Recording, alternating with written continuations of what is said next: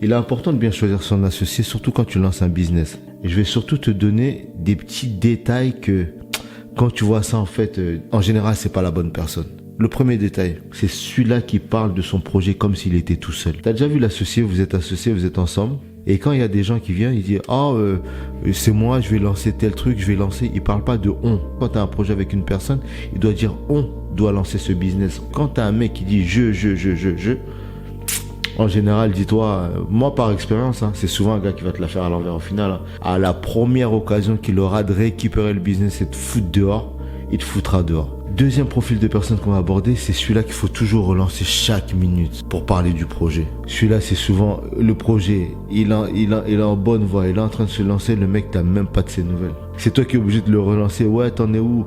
T'as avancé sur ça? En général, ça c'est un mauvais profil.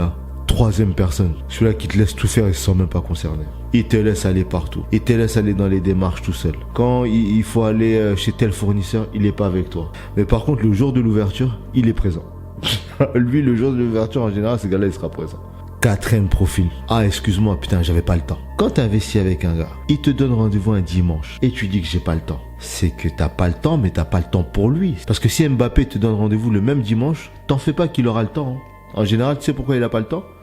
C'est juste parce qu'il croit pas en ton projet, c'est tout. Laisse tomber.